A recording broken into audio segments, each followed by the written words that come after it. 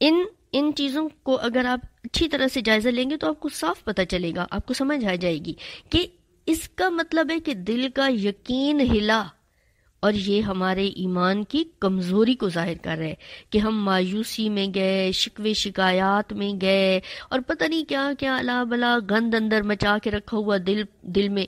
تو یہ دل پر اثر انداز ہوا نا کہ ہماری خواہشیں، چاہتے، مرضیاں یا جو بھی ہم چاہ رہے تھے وہ اس طرح سے نہیں ہوا، تو پھنس گیا نا دل. ٹھیک ہے نا.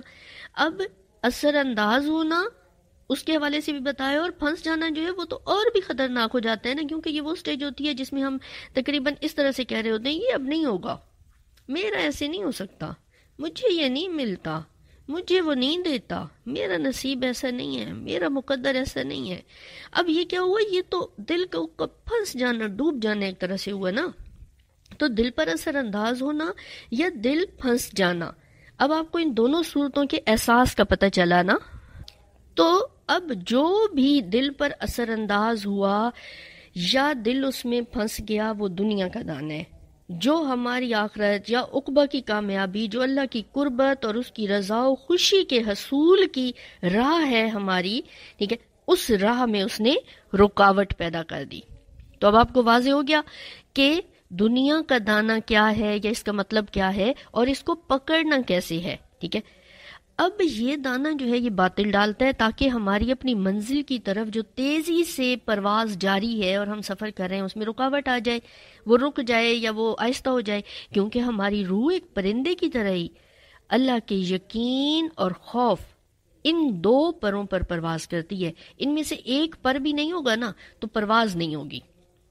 مطلب یہ ہے کہ ہماری روح کے پرندے کی جو پرواز ہے، یہ جو باطل دانہ ڈالتا ہے یہ اس پر اثر انداز ہوتا ہے. ٹھیک ہے. اس کو ایسے ہی سمجھ لیں کہ جیسے کسی پرندے کو ہم دانہ ڈالتے ہیں. ٹھیک ہے.